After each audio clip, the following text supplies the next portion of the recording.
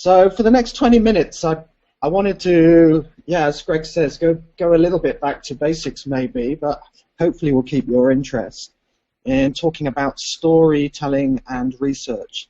But not just storytelling in the sense of nice presentations with pictures, but more fundamentally how we can use story throughout the research process. And I'm going to be making a lot of allusions to Star Wars as well. So I'm hoping many of you are familiar with that particular film franchise, which seems to be one of the most common ones that people have seen when I do my training on storytelling. So let me start with, just click here.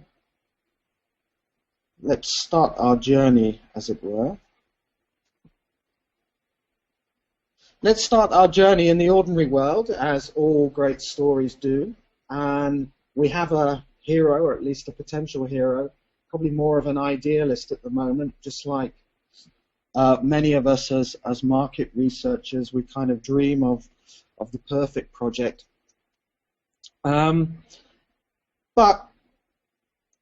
we face, I think, increasingly some particularly tricky obstacles, and in any good story there are always some obstacles to overcome, or it wouldn't, of course, it wouldn't be really a story, would it? So here, I think the big obstacle for us is what I'm calling here the evil empire of technology and bullet point conversations. Technology is a great enabler, as we all know, and as we've seen this morning in all the presentations, which, as I say, kind of somewhat scared me. But I think technology can also create distance between us as researchers and the people we want to understand. And that's why I say the evil empire of technology. And I love this quote from Edward Tufte. Now, I think there's a kind of more general issue with PowerPoint. The PowerPoint obviously is one of the technologies we're using, but kind of more the general idea of bullet point conversations, of the bullet point style of a lot of modern business, I think, is a real issue in market research, because it's kind of forcing us into sometimes very superficial interactions with consumers, and maybe stopping us from getting deeper into the sort of real issues that underlie a lot of their behavior and a lot of the things that we kind of need to know in our job. So with that, we're off on our call to adventure. So we need to set off on a journey. This is the journey of the project, and as I go through, I'm going to make reference to one specific project that I was recently involved in, which I can't say too much about, but it's kind of quite interesting, and it's a local project in Hong Kong, looking at mobile services and the communication styles in that category. But as with all good journeys, like Star Wars, the hero really needs a little bit of guidance before he sets off. In the case of Luke Skywalker, it's Obi-Wan Kenobi who gives him the sort of the wisdom that he needs, and then later, of course, Yoda. In the case of market research, it's not really a person who's necessarily the guru, but it's often just the information that's already out there in the world. That might be our current understanding of the client's business and the marketplace. But it can also be the kind of stories that we find in the category, what are called the unspoken codes. So in Hong Kong, if you look at a lot of the communication of mobile services, there are some sort of common themes that emerge, particularly in certain segments. And one of the bigger themes is around the idea of exploration, of possibilities, options, choices, etc. And you can see that in some of the visuals here. And there's also, because it's actually a very cluttered market, I would say, a very confused and fragmented market. And one of the more interesting observations on the category was that a lot of the mobile brands were doing a better job of branding Samsung and Apple than they were of branding themselves in this particular market. So there are some category stories that are kind of very easy to find. There are also often cultural stories and unspoken assumptions that we might make. And one of the interesting ones, certainly one of the initial questions or assumptions that I had, was about the color of one of the brands. Yellow is obviously very striking, and this particular brand were using it in a very striking way as well. But in the West, that would have certain meanings to us, like happy and sunny and warm. But actually, in a Chinese cultural context, it could have quite different meanings. Yellow was actually the color of the emperor in ancient China. So there's a lot of actually associations in Chinese culture with power and wealth and royalty, which have kind of potentially quite different meanings. So with that, armed with that knowledge, we have a kind of bit more direction now in terms of where we need to go on our journey. And this is the point in which any hero's journey, we enter the special world. The special world, we really need the kind of the mindset and the behaviors of the explorer, I think. In Star Wars, the explorer, of course, is Han Solo. So he's the guy who, perhaps like James T. Kirk, is kind of boldly going where no man has gone before. But of course, on any journey, there are always going to be challenges, and often there are temptations as well. There might be some siren voices calling. In research, I think one of the temptations is what I call the bullet point interview. So here's an example of a bullet point interview. This example is actually about children's packed lunches. But here you can see there's a lot going for this interview. The researcher gets answers to all the questions that they have on their checklist.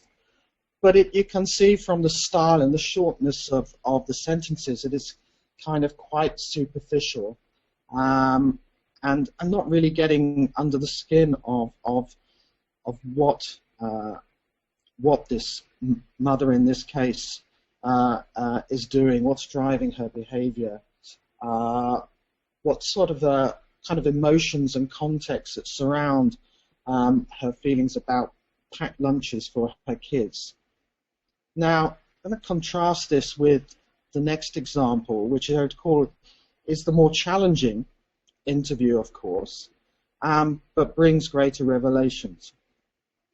So here you can see we're not following a formal script. We're giving a lot more opportunity for the participant to elaborate on her answers, but we're getting much deeper into the whys of her behavior and the context around that.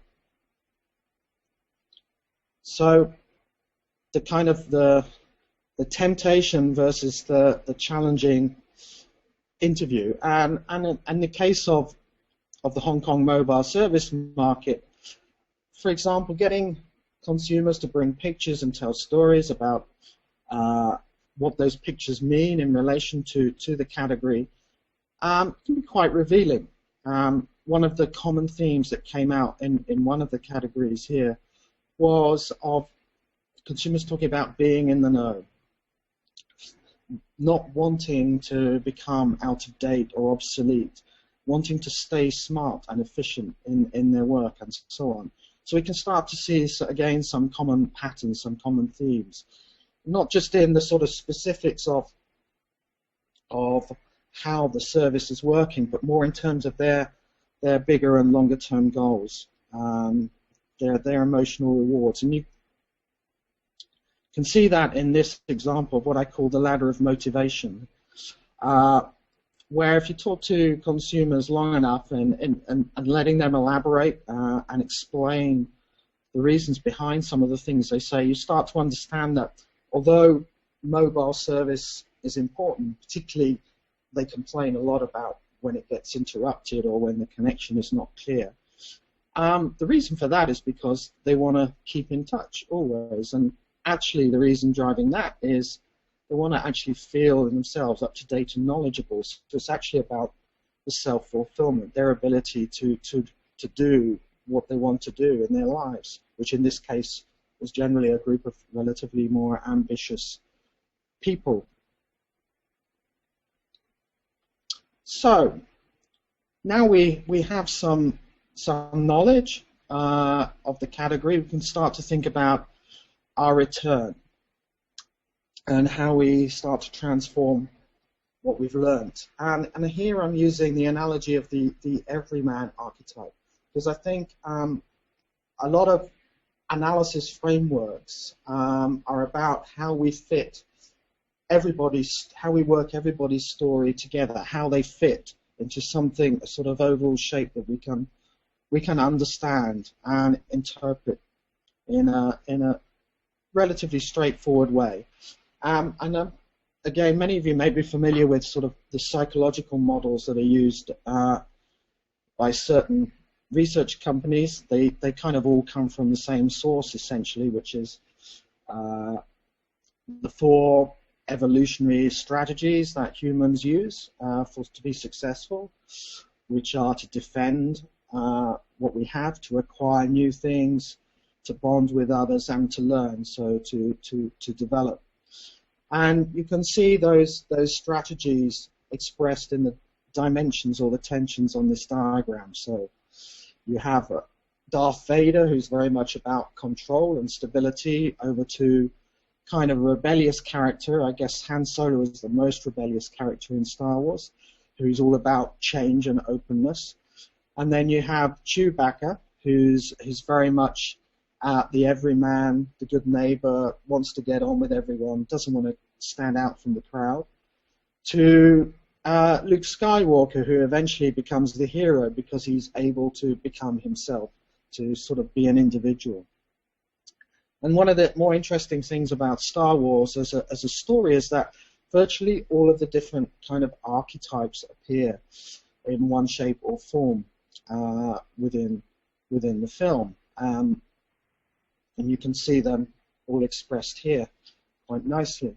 Now, taking that framework and applying it to some of the findings from the Hong Kong mobile market, you start to see a kind of interesting pattern, because the customer goals are quite often about control and stability, about being in the know, a little bit about security as well, at a more kind of functional level.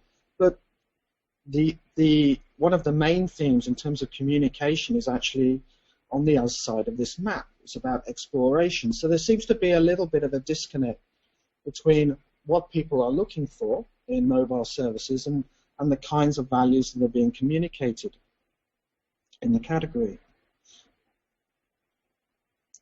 So with that kind of elixir of understanding, how do we then think about sharing that with our client? And here is where kind of we definitely need to sprinkle a little bit of the magic of story onto our data. So that's where we need a magician or a catalyst, as I would call it. And in Star Wars, R2-D2, the little kind of robot, is definitely the catalyst figure. So he's the guy who opens doors when Luke Skywalker is locked inside, or magically manages to switch off the tractor beam so Luke can escape from the Death Star, and so on. So he's the magician who makes things happen. And the magic of story is really quite straightforward. So I want to share just two things with you about story. The first one is just structuring the plot of your story. I'm sure everyone will have heard the kind of 3-part story structure: the beginning, the middle, and the end. Or maybe think about it in terms of the context, the action, and then the result. And within that, of course, there has to be a trigger. So there has to be something that kind of sets us off on our journey. In research, of course, that would be the client's business issue. In Star Wars, it's when Luke discovers that his uncle and aunt have been killed by the stormtroopers. There need to be a few twists and turns, a few plot points along the way, and then ultimately we reach a climax, a conclusion, and of course a result at the end. And I have a quite simple kind of 5-point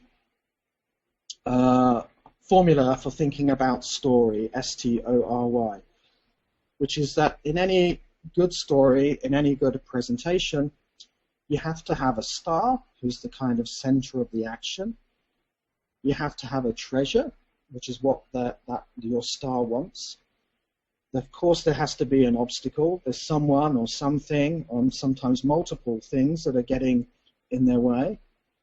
And then there should always be a right lesson at the end, what everyone needs to take away, and why that's important to them, a sort of a call to action, if you will.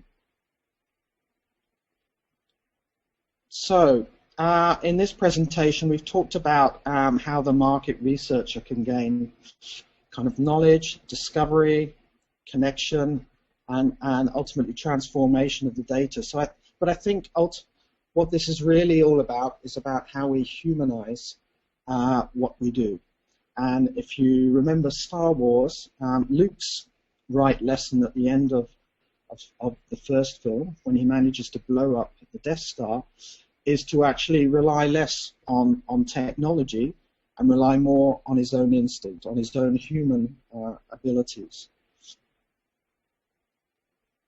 Which brings me very briefly back to sort of one of the things I started on, and I do like this quote, so I'll kind of paraphrase it.